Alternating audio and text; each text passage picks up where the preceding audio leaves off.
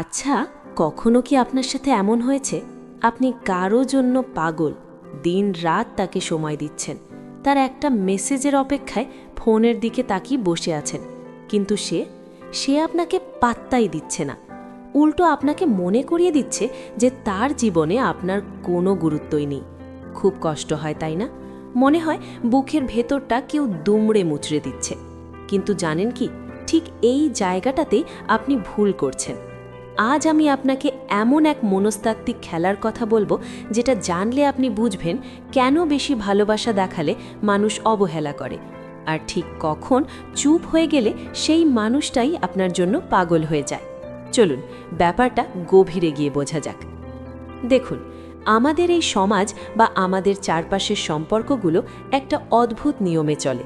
আমরা ভাবি কাউকে যদি আমি আমার সবটুকু দিয়ে ভালোবাসি, তার সব কথা শুনি, তার সব আবদার মেটাতে থাকি, তাহলে সেও আমাকে ঠিক ততটাই ভালোবাসবে। কিন্তু বাস্তবতাটা বড্ড নিষ্ঠুর।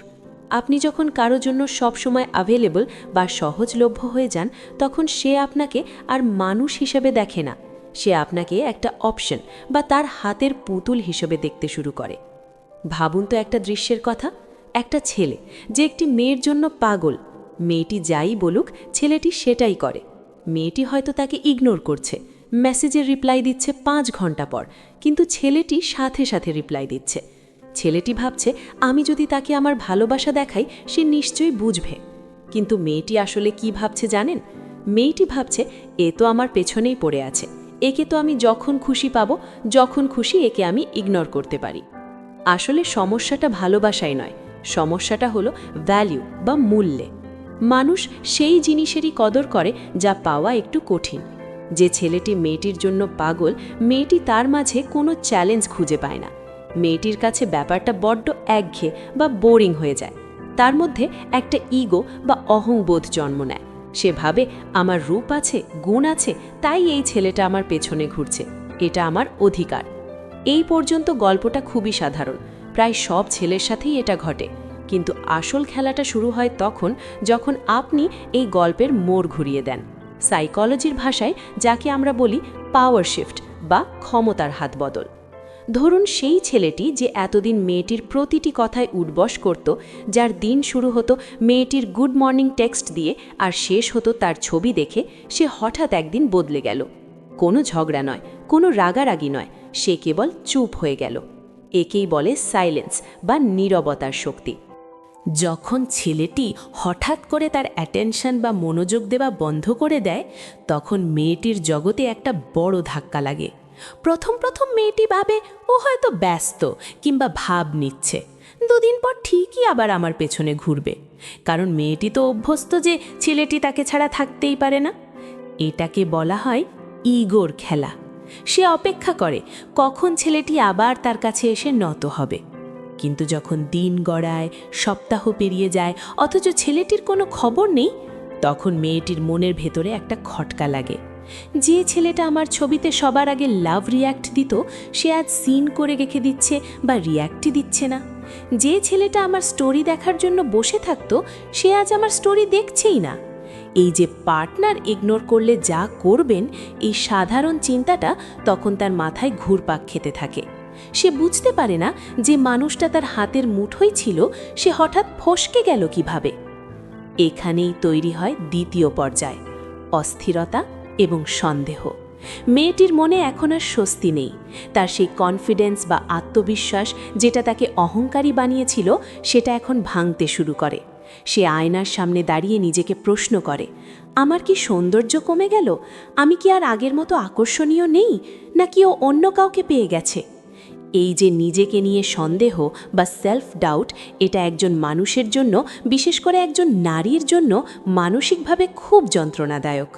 এতদিন সে জানত সে স্পেশাল, কিন্তু এখন ছেলেটির নীরবতা তাকে বুঝিয়ে দিচ্ছে সে আর অতটা স্পেশাল নয়। তার মনে হতে থাকে তার হাত থেকে নিয়ন্ত্রণ চলে গেছে। আর বিশ্বাস করুন, মানুষ সবচেয়ে বেশি ভয় পায় নিয়ন্ত্রণ হারাতে। এখন মেয়েটি কি করে জানেন? সে খোঁজ নিতে শুরু করে। সোশ্যাল মিডিয়ায় ছেলেটির প্রোফাইল স্টক করে। ছেলেটি কখন অনলাইনে আসছে, কার ছবিতে কমেন্ট করছে, নতুন কোনো মেয়ের সাথে কথা বলছে কিনা, এসব দেখার জন্য সে পাগল হয়ে যায়। খেয়াল করে দেখুন ডাইনামিক্স বা সমীকরণটা কিন্তু পুরো উল্টে গেছে। আগে ছেলেটি মেয়েটির খোঁজ নিত, আর এখন মেয়েটি ছেলেটির খোঁজ নিচ্ছে। রাতের পর রাত মেয়েটি ঘুমাতে পারে না। তার মাথায় শুধু একটাই চিন্তা, ও কেন আমার সাথে কথা বলছে না? সে পুরনো চ্যাটগুলো পড়ে, তখন তার মনে পড়ে ছেলেটি তাকে কতটা ভালোবাসত। সে তখন অনুভব করে, ইস, আমি ছেলেটাকে কত কষ্ট দিয়েছি, ও তো আমার জন্য সব করতে প্রস্তুত ছিল। এই যে অনুশোচনা বা রিগ্রেট, এটা তাকে ভেতর থেকে কুড়ে কুড়ে খায়। সে বুঝতে পারে সে এমন একজনকে হারিয়েছে যে তাকে সত্যিকারের ভালোবাসত, শুধু তার রূপ বা শরীরের জন্য নয়। তখন মেয়েটি তার ইগো বিসর্জন দিয়ে নিজেই যোগাযোগ করার চেষ্টা করে। হয়তো একটা র্যান্ডম মেসেজ দেয়, কি করো, কিংবা কেমন আছো। সে আশা করে ছেলেটি আগের মতোই গলে যাবে এবং দৌড়ে আসবে। কিন্তু ছেলেটি যদি তখনও নিজের আত্মসম্মান বজায় রেখে শান্ত থাকে, অতিরিক্ত আবেগ না দেখায়, তাহলে মেয়েটির পাগল হওয়ার বাকি থাকে না। এখন প্রশ্ন হলো, কেন এমন হয়? সাইকোলজি বলে, মানুষ যা পায় না বা যা তার কাছ থেকে কেড়ে নেওয়া হয়, তার প্রতি তার তীব্র আকাঙ্ক্ষা বা ক্রেভিং তৈরি হয়।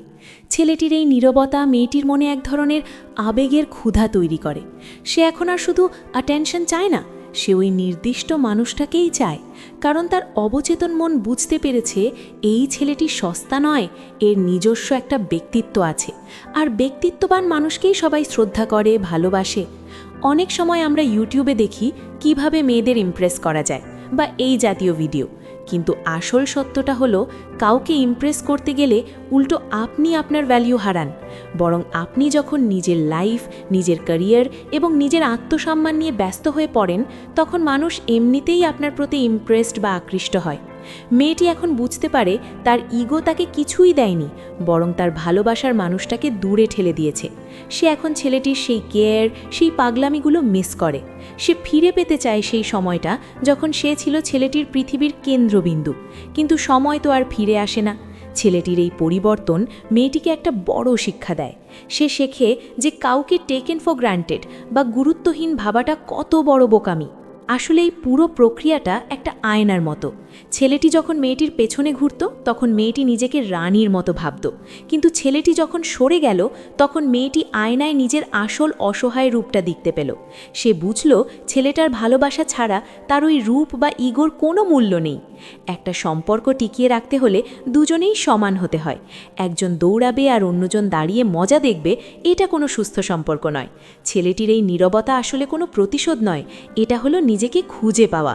এটা হলো মেয়েটিকে বুঝিয়ে দেওয়া যে আমি তোমাকে ভালোবাসি ঠিকই, কিন্তু আমার আত্মসম্মান বিসর্জন দিয়ে নয়।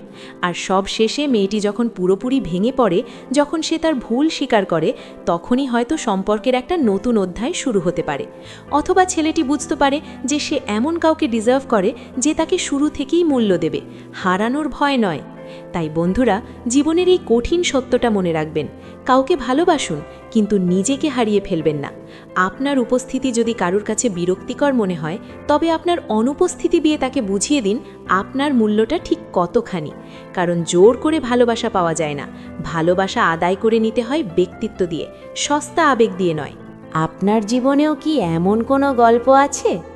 আপনিও কি কাউকে খুব বেশি গুরুত্ব দিয়ে এখন পস্তাচ্ছেন? তাহলে কমেন্ট করে আমাকে জানান, আমি প্রত্যেকের কমেন্ট পড়ি। আর আজকের এই আলোচনা যদি আপনার চোখ খুলে দিয়ে থাকে, মনে হয় যে আপনি নতুন কিছু শিখলেন, তাহলে ভিডিওটিতে এক্ষুনি একটা লাইক দিন। কারণ আপনার একটা লাইক আমাকে আরও সত্য কথা বলার সাহস যোগায়।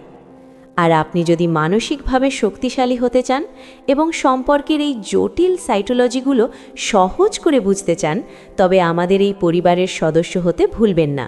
অর্থাৎ চ্যানেলটি সাবস্ক্রাইব করে রাখুন। দেখা হচ্ছে পরের ভিডিওতে। ততক্ষণ নিজের খেয়াল রাখুন, নিজের আত্মসম্মান বজায় রাখুন। ধন্যবাদ।